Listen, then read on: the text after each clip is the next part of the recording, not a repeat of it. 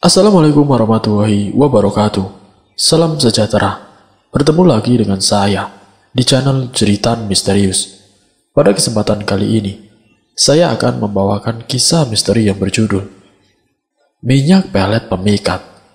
Seperti apa kisahnya? Namun sebelum kita masuk ke dalam cerita, nama dan tempatnya disamarkan semua. Dan tak perlu kita berlama-lama lagi. Langsung saja, mari kita simak ceritanya. Hari pertama masa orientasiku di sekolah, ada satu hal yang aku sadari.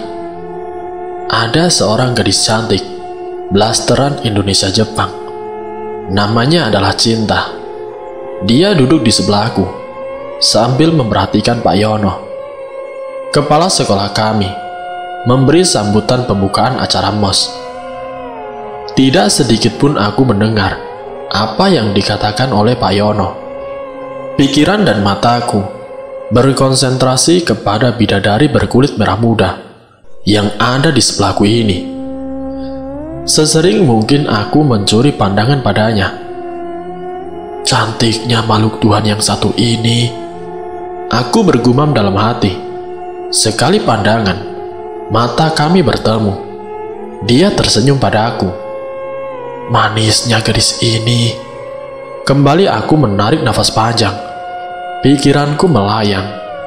Tangan kananku menopang dagu. Melamun membayangkan kami berdua berjalan berpegangan tangan di lorong sekolah ini. Pasti banyak yang akan iri pada aku. Namun apa daya, aku bukanlah siapa-siapa baginya, bahkan bagi dunia ini. Bagaikan mendapat durian yang runtuh, aku bisa bersekolah di sini, di sekolah ternama di Jakarta. Jika bukan karena kemurahan hati bos bapakku, mana mungkin keluargaku bisa menyekolahkanku di sini. Bapakku hanya satpam di pabrik rokok. Dia sudah mengabdi selama 20 tahun sebagai satpam. Kala itu begitu mendengar aku yang menjadi juara umum sewaktu SMP dan tidak mempunyai biaya untuk melanjutkan sekolah menengah ke atas, bos bapakku memberikan biaya untuk sekolah di sini. Agar bakat dan kepintaranmu tidak sia-sia, begitulah kata bos bapakku. Sebulan setelah itu, entah rezeki atau musibah, aku dan Cinta ditempatkan sekelas dan sebangku. Setelah kejadian ia meminjam pensilku di waktu MOS, aku nyaris tidak berbicara padanya. Malu hati ini rasanya. Kegalauan ini membuatku berubah. Jadi susah tidur, tidak enak makan, lebih suka menyendiri, dan sering melamun sore-sore di pos kamling dekat rumahku. Seringnya kau melamun, sampai-sampai tidak mendengar kami datang. Togar kawanku menepuk pundakku dari belakang. Iya, ada apa sih? Roso menimpali. Gak apa-apa kok. Aku memalingkan muka dari mereka. Togar dan Roso semakin penasaran.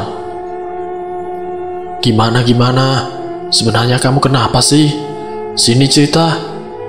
Kamu ini teman senasib sepenanggungan. Masa gak mau cerita sih? Kata Roso memancing. Benar itu. Siapa tahu aku dan si Roso ini bisa bantu kamu. Togar menambahkan. Aku memikirkan perkataan mereka. Begini kawan, sengaja ku beri jeda agar bertambah hikmah. Aku lagi suka sama orang, kataku setengah berbisik untuk menambah kesan rahasia. Cewek ya Don? Tanya Roso. Bukan, kambing. Ya cewek lah. Bodoh amat sih kamu. Potong Tegar sambil menjitak Roso. Ya begitulah, kataku menghela nafas panjang. Oh, cewek toh. Kalau itu aku bisa bantu kalian, kata Roso. Aku dan Togar berpaling kepadanya. Beneran ini? Kami serbak bertanya tidak yakin. Apa kalian lupa? Bapakku itu kan orang pintar, dukun paling hebat di kampung ini. Roso berkata, membanggakan bapaknya, yang satu-satunya dukun di kampung kami. Terus, tanya kami berdua belum mengerti. Ya, kita serahkan saja sama bapakku. Cinta ditolak, dukun bertindak, kata Roso dengan mantap. Boleh juga ide Roso ini. Togar manggut-manggut sambil memegangi dagunya yang tidak berjanggut. Tapi, apa tidak jadi masalah nantinya? Aku meragu. Tidak mungkinlah, bapak si Roso ini sudah terkenal kesaktiannya. Cuma anaknya ini saja yang agak-agak. Togar tidak melanjutkan kata-katanya, malah melirik Roso dengan pandangan mengejek.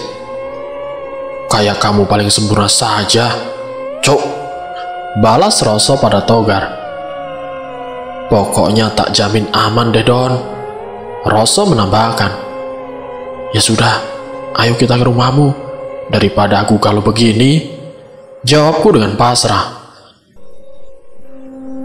Singkat ceritanya, sesampainya di rumah Roso, kami disambut oleh Pak Pujo, yaitu ayahnya Roso. Tumben kalian berdua main kemari, sapa Pak Pujo padaku dan Togar. Iya Pak, ini temanku ada masalah, kata Roso kepada bapaknya. Masalah apa Tole? Tanya Pak Pujo kembali berbahasa. Masalah apa Tole? Kata Pak Pujo kembali berbahasa Jawanya. Masalah cewek Pak, kata Roso to the point. Begini Pak, Aku bingung dan malu menjelaskannya. Kusikut lengan Roso. Jadi begini loh Pak, temanku ini, Roso menepuk bahuku, suka sama cewek. Nah, dia mau minta tolong sama bapak. Roso menjelaskan pada bapaknya. Oh, begitu. Pak Puja manggut-manggut. Kamu yakin, Don, mau meminta bantuan kepada saya? Pak Pujo menanyakan keteguhan hatiku. Sudah 1 bulan saya tidak enak makan, tidak bisa tidur, dan susah belajar. Hanya bapak yang dapat membantu saya, kataku setengah memohon. Kembali Pak Pujo manggut-manggut. Ya sudah, ayo kita masuk ke dalam, ajak Pak Pujo. Kalian duduk dulu di sini, kata Pak Pujo pada kami. Sejenak dia masuk ke dalam kamar yang ditutupi tirai hitam. Kemudian keluar, membawa botol bening kecil yang berisi cairan bening kekuningan. Ini namanya minyak pemikat sukma, minyak pelet paling ampuh sejagat raya ini. Nanti kamu cukup mengoleskan atau menyentuhkan minyak ini dengan tanganmu pada kulit gadis itu, maka dia akan menyukaimu lebih dari apapun dan pergunakan sebaik-baiknya. Tita Pak Pujo menyerahkan minyak pelet itu padaku. Terima kasih banyak Pak, kuucapkan terima kasih pada Pak Pujo. Saat aku menyerahkan sejumlah uang untuk membayar minyak pelet itu, Pak Pujo menolaknya. Tidak usah Don, kamu dan Roso sudah berteman sejak lama. Saya berikan minyak itu dengan cuma-cuma, kata Pak Pujo. Terima kasih banyak Pak. Sekali lagi aku mengucapkan terima kasih. Kalau begitu saya pamit Pak. Aku berpamitan. Tunggu dulu Don, cegah Pak Pujo. Ada satu hal yang mau saya ingatkan. Cinta sejati tidak didapat dengan minyak pelet itu, kata Pak Pujo dengan bijak. Iya Pak, saya mengerti, jawabku sekenanya. Aku pun berpamitan dan kemudian kembali pulang ke rumah. Kau akan jadi milikku cinta, batinku. Di sekolahan aku mencari cara agar dapat mengoleskan minyak pelet pemikat sukma itu kepada si cinta. Akhirnya aku dapatkan alasan yang tepat. Cinta, panggilku agak gugup. Kamu sudah buat PR fisika belum? Tanyaku. Oh, fisika. Sudah kok, jawabnya. Apa aku boleh pinjam? Soalnya aku lupa bikin kemarin. Ujarku penuh harap. Oh, iya boleh. Bentar, aku ambilkan dulu ya. Jawab Cinta. Saat aku terima buku itu, sengaja ku sentuh tangannya dengan tanganku untuk mengoleskan minyak pelet pemikat sukma padanya. Saat ku sentuh tangannya, terjadi perubahan ekspresi pada wajahnya. Raut mukanya membias merah. Aku menunggu reaksinya. Cinta tersenyum manis padaku. Aku tidak tahu apa pelet ini berhasil atau tidak. Aku mencoba mengajaknya untuk yang pertama kali. Cinta, ke kantin yuk. Aku mengetes keampuhan minyak pelet ini. Ayo, jawabnya dengan singkat, dengan wajah berseri. Yes, aku berhasil. Hatiku terlonjak kegirangan. Kami berjalan bersama menuju kantin sekolah. Ku gandeng tangannya. Cinta tertunduk malu-malu. Berbunga-bunga hatiku melihat pandangan iri bercampur heran seisi sekolah. Sepintas kulihat Roso dan Togar menunjuk kami dengan ekspresi tidak percaya. Macam mana pula ini? Kenapa si Doni itu bisa berpegangan tangan sama cewek blasteran itu? Ujar si Togar. Mungkin itu, Gar, yang bikin kawan kita pusing selama ini. Roso menggelengkan kepalanya, menatap Doni dan Cinta berjalan ke kantin. Ah, sial. Tahu begini dari dulu aku minta barang itu sama bapakmu. Belum rezekimu, Gar. Cinta tersenyum tersipu, duduk berhadapan denganku. Kami duduk berduaan. Nasi goreng kantin serasa 5 kali lebih enak. Dunia bagaikan milikku dan Cinta. Hanya ada kami berdua. Yang lain nebeng di kontrakan sebelah. Sejak saat itu, interaksi kami semakin intens. Kemanapun kami selalu berdua, bagaikan orang pacaran. Indahnya dunia ini. Pernah suatu kali ku ajak Cinta menonton bioskop. Dalam keremangan bioskop, film Perahu Kertas diputar proyektor. Hubunganku dengan Cinta membuat duniaku terasa jauh lebih indah. Roso yang berbadan tambun, kini kulihat bagaikan model obat diet. Togar yang bermuka kaku persegi, kulihat bagaikan personil super junior. Pelajaran pun serasa semakin gampang untukku kerjakan. Singkat kata, Cinta adalah suplemen kehidupan yang dapat membuat tai kucing terasa magnum cool. Walaupun mempunyai kekasih, tidak membuat hubungan pertemananku dengan Togar dan Roso terputus. Kami masih 3 serangkai yang selalu bersama. Mungkin pada jam sekolah, aku selalu bersama Cinta. Tapi sepulang sekolah, kami tetap akrab seperti sedia kala. Sore ini aku dan Roso duduk di pos ronda kesayangan kami. Ku petik gitarku sambil mendengarkan lagu-lagu pop alay kesukaan anak muda zaman sekarang. Roso pun menimpali aku bernyanyi, mulai dari Armada hingga Kangen Band. Entah kenapa, tiba-tiba aku menjadi hafal lagu-lagu single mereka. Togar menyalakan sebatang rokoknya dan bertanya kepada aku, "Jadi, bagaimana hubunganmu sama si bule itu?"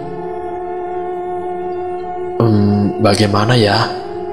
Pertanyaan Togar membuatku mau tidak mau menarik kedua sudut bibirku ke samping. Ya, lancar lah, seperti biasa. Bagaimana ya? Alis Togar bertemu dan pandangannya menyamping. Sebenarnya ada yang mau kutanyakan padamu. Tanya si Togar. Apa, Gar? Paling-paling dia mau minta sisa minyak pelet dari bapakku. Potong si Roso. Bukan itu kawan. Begini, apa pacarmu itu punya... Togar mulai menggaruk kepalanya. Punya apa, Gar?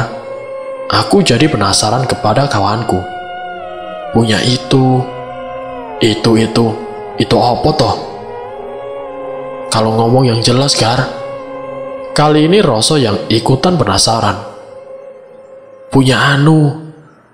Aku yakin seluruh kutu di kepala Togar pasti sudah rontok semua karena garukan tangannya semakin keras. Punya sepupu atau apalah yang sejenisnya. Kulit Togar yang kecoklatan berubah warna menjadi merah kehitaman, bagaikan kepiting bakar yang telah diangkat. Sejenis? Maksudmu itu apa sih? Roso menyuarakan suara hatiku. Kebingungan kami sama rupanya. Yaitu, sama-sama bule begitu. Togar membalikan badannya, menahan rasa malu. Aku dan Roso saling berpandangan dan memegangi perut kami menahan tawa. Kamu ini, Gar. Doni yang ganteng saja pusing. Lah, kamu yang rupanya pas-pasan kok tertarik sama bule? Eling, Gar, eling. Togar tersenyum kecut mendengar ejekan dari Roso. Namun ada nada optimis saat dia berkata, namanya juga usaha. Siapa tahu aku bisa memperbaiki keturunan, ya kan? Ya sudah, nanti kutanyakan sama Cinta, kataku menepuk bahu Togar. Beneran ini, Don? Ada binar harapan di mata Togar. Iya, kau sabar tapi ya, jawabku meyakinkan. Bersama si Cinta, waktu terasa begitu cepat. Tidak terasa, libur semester pertama sudah di depan mata. Tidak kuduga Cinta kekasihku mengajakku liburan di villa milik ayahnya yang terletak di pesisir Pantai Anyar. Karena aku tidak punya kegiatan saat liburan semester nanti, aku mengiyakan permintaan dari Cinta. Baik aku maupun Cinta berbohong kepada orang tua kami dengan mengatakan liburan bersama teman-teman, padahal hanya kami berdua. Cinta menyetir mobilnya menuju ke villa. Aku yang sedari awal tidak bisa menyetir, hanya duduk di sebelah Cinta dengan perasaan tidak enak hati. Duh, laki-laki macam apa aku ini? Masa cewek yang nyetir? Aku hanya berkata dalam hati. Deburan ombak menyambut kami begitu sampai di villa milik keluarga Cinta. Sebuah villa yang besar, 3 kali besar rumahku. Dengan halaman yang luas, ditumbuhi padang rumput nan hijau.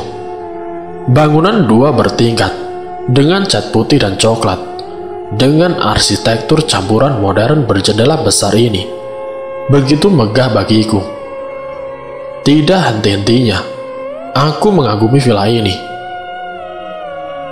Jangan bengong, Don, ayo masuk, kata Cinta dengan logat khasnya mengajakku masuk. Aku masuk menenteng 2 tas kami yang berisi baju, sebuah tas laptop dan sebuah tas kecil berisi kamera digital. Dekorasi khas bangunan modern minimalis menghiasi ruangan villa. Sofa putih yang terlihat empuk, sebuah meja kaca bulat, dan TV yang sangat besar menempel cantik di dinding berwarna abu-abu muda. Cinta mulai membuka semua gorden jendela villanya, membuat cahaya matahari sore masuk menyinari villa ini. Kutaruh semua tas di sofa dan membantu Cinta membuka gorden pada jendela belakang villa. Terdapat kolam renang persegi panjang di belakang villanya dengan 2 pasang kursi hitam terbuat dari besi menghiasi pinggir kolam. Aku takjub pada keindahan dekorasi villa ini, pengaturan tata letak yang tidak pernah aku lihat sebelumnya. Apa kamu lapar? Cinta bertanya sambil menarik gorden. Iya nih, aku lapar sekali. Aku mengangguk pada Cinta. Cinta berjalan membuka kulkas dan melihat-lihat. Kamu mau telur, daging asap, ham, sosis dan roti? Cinta menjelaskan dengan bahasa yang ku mengerti. Oh, boleh-boleh. Memangnya kamu bisa masak begituan? Tentu dong. Aku pun hanya mengangguk kepala. Kemudian kulanjutkan membuka semua gorden di villa, sambil memperhatikan Cinta yang serius dengan masakannya. Walaupun sedang memasak, ekspresi gadis itu tetap lucu di mataku. Seorang anak dari orang kaya raya, dengan tangan mulus yang pintar memasak. Memang sedikit aneh, tapi inilah yang aku lihat dengan mata kepalaku sendiri. Kami makan masakan Cinta. Rasanya enak menurut lidah Indonesiaku. Sebuah sosis beberapa lembar daging asap, sebuah daging hitam, ditutupi telur mata sapi, dan roti gandum ditemani segelas sirup jeruk. Hanya satu yang kurang, yaitu nasi. Aku sejak kecil terbiasa makan nasi, dan sekarang dengan makan roti, perutku tidak merasa kenyang. Villamu tidak ada yang nungguin? Aku bertanya, sambil menyuapkan sepotong daging asap ke mulutku. Ada Bi Ina, tapi dia datang pagi untuk bersih-bersih. Jawabnya kemudian melanjutkan makannya. Selesai kami makan, kami pun mandi bergantian. Sampai singkat ceritanya, sore itu aku terpana melihat keindahan karya sang pencipta terpampang indah di depanku. Aku duduk bersandar di tiang penjaga pos kamling sambil memeluk gitar kesayangan. Hidupku terasa tidak bergairah. Sejak kejadian di Villa Anyer, hari terasa silih berganti begitu cepat. Sejam aku menunggu, belum muncul juga kedua kawanku. Aku melihat jam lagi yang menempel kalem di pos kamling. Ini sudah jam 4 sore. Harusnya mereka sudah di sini setengah jam yang lalu. Detik demi detik, menit demi menit, yang kutunggu tidak kunjung muncul. Malah seorang mbak-mbak pedagang jamu tiba-tiba lewat di depanku dan menawari jamu galian rapet. Rasa bosan menunggu mulai menyerangku. Ku genggam jemari ini pada fret gitar dan memainkan kujide. Dunia ini panggung sandiwara, ceritanya mudah berubah. Tiba-tiba terdengar suara nyaring siulan dari arah barat. Kulihat dua sosok berseragam putih abu-abu berjalan ke arahku. Roso dan Togar. Rupanya kau di sini, Lai. Sapa Togar pada aku. Aku hanya tersenyum lemah pada mereka. Kamu sudah 2 hari tidak sekolah, dicariin terus sama Cinta. Ujar Roso sebelum sempat aku menjawab sapaan dari Togar. Iya, Ros. Aku menggeleng lemah. Kalian ada masalah apa toh? Aku terdiam sesaat. Ada rasa ragu untuk menceritakannya pada mereka. Kau bilang saja, Lai. Siapa tahu kami ini bisa membantumu, kata Togar menepuk pundakku. Sebenarnya aku merasa takut, ujarku. Takut kenapa kau? Masa laki-laki takut? Kata Togar sambil memasukkan tangan ke dalam sakunya. Bukan itu, Gar. Aku merasa bersalah pada Cinta. Aku telah membuatnya menyukaiku dengan pengaruh minyak pelet dari Pak Bujo. Lah, terus apa yang bikin kamu takut, Don? Di satu sisi aku merasa bersalah padanya. Di sisi lain, aku takut jika aku mengatakan yang sebenarnya, akan membuat aku kehilangan cinta.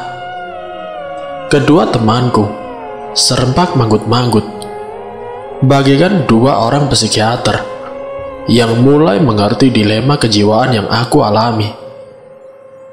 "Tapi, kamu benar-benar suka sama dia kan?" tanya Roso. Aku mengangguk. "Kau sayang kan sama dia?" Kali ini Togar yang bertanya. "Iya, aku sayang sama dia. Tapi..." "Serius sama Mbak Cinta?"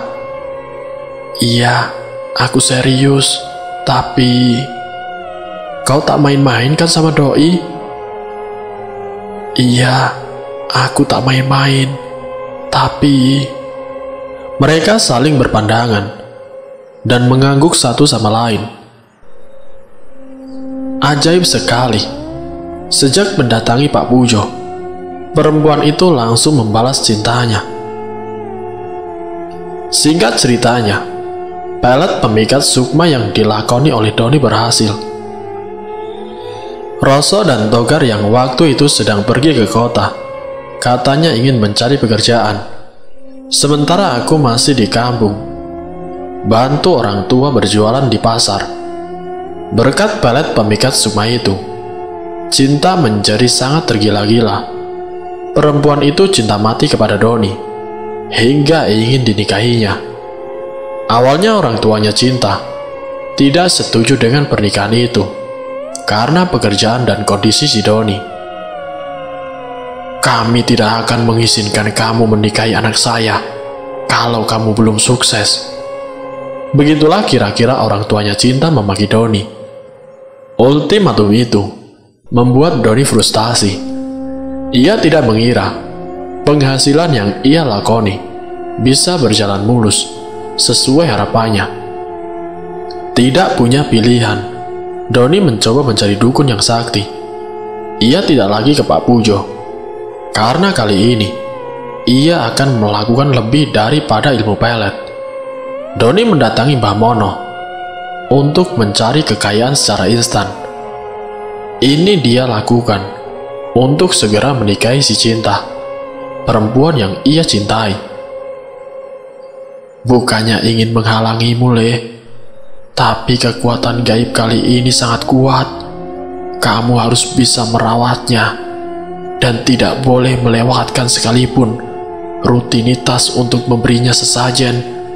Terlebih, kamu harus menumbalkan keluargamu agar tetap bisa menjalankan pesugihan ini," jelas Mbah Mono. "Saya siap menanggung segala resiko, Mbah. Dia satu-satunya harapan hidup saya. Saya akan melakukan apapun demi dia," jawab Doni dengan mantap. Mbah Mono akhirnya menyetujui permintaan si Doni. Ia akan menyalurkan kekuatan gaib kepada Doni berupa jin pemberi kekayaan. Sebagai imbalan, Mbah Mono memerintahkan Doni untuk menyiapkan sesajen setiap malam satu suro. Terakhir Mbah Mono berpesan agar Doni tidak kaget jika salah satu dari keluarganya menjadi cacat atau bahkan berakhir meninggal. Tidak lama setelah itu, Doni menjadi orang kaya dadakan. Uang tersebut kemudian digunakan oleh Doni untuk melamar si Cinta. Orang tua Cinta yang melihat kesuksesan dari Doni langsung menyetujui hubungan mereka. Seminggu kemudian, mereka resmi menikah. Namun beberapa hari setelah ia menikah, Doni harus menerima kenyataan bahwa jin yang diasuhnya mulai menjadi tumbal. Sang ibu tercinta meninggal dunia karena serangan jantung. Doni sedih melihat ibunya yang masih sehat itu meninggal karenanya. Akan tetapi, Doni tidak boleh lemah. Itu adalah wujud dari perjanjian yang dibuatnya saat melakukan pesugihan ini. Hari demi hari ia lalui. Kekayaan Doni semakin bertambah. Roso dan Togar yang mendapat informasi bahwa hidup temannya ini sudah berubah, Mereka terkejut, benar-benar terkejut. Wah, gimana caranya? Doni kok bisa kaya raya secepat itu? Kita saja yang di kota cari kerja, susahnya minta ampun. Doni menggunakan uang tersebut untuk membangun rumah mewah. Doni juga tidak lupa untuk membelikan istrinya perhiasan yang mahal. Sawah dan tanahnya kini berhektar-hektar. Kesenangan itu kemudian dibenturkan dengan kenyataan pahit lainnya.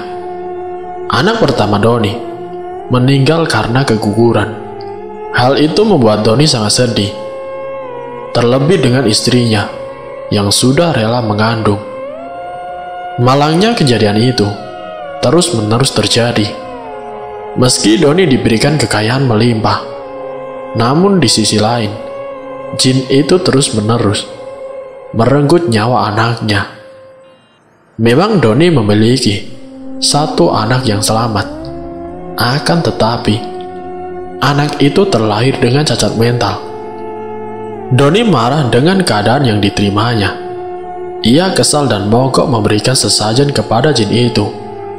Doni berharap jin itu berhenti mengambil satu persatu anaknya.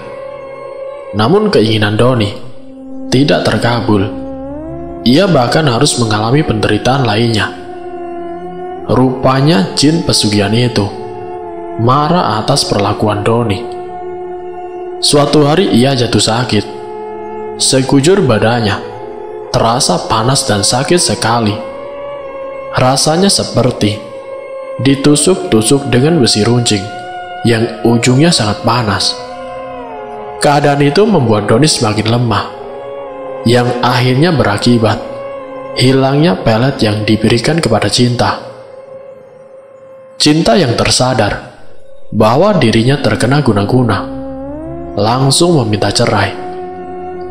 Ia juga memanfaatkan keadaan Doni yang tidak berdaya itu dengan meraup semua harta yang dimilikinya. Doni kini jatuh miskin dan tidak berdaya. Berminggu-minggu ia tidur di kasurnya dengan tidak ada orang yang merawat. Doni akhirnya meninggal secara mengenaskan. Sementara temannya, yaitu Roso dan Togar, tidak bisa berbuat apa-apa. Setelah mengetahui kebenarannya, Pak Pujo pun yang dikenal sebagai dukun sakti di desa tidak bisa membantunya. Padahal Pak Pujo sendiri sudah mewanti-wanti kepada Doni agar tidak berbuat lebih. Namun Doni justru melakukan kesalahan yang besar. Apa yang kita tanam, ya, itu yang akan kita tuai. Semoga dari kisah ini kita dapat mengambil hikmah dan juga pelajarannya. Wassalamualaikum warahmatullahi wabarakatuh.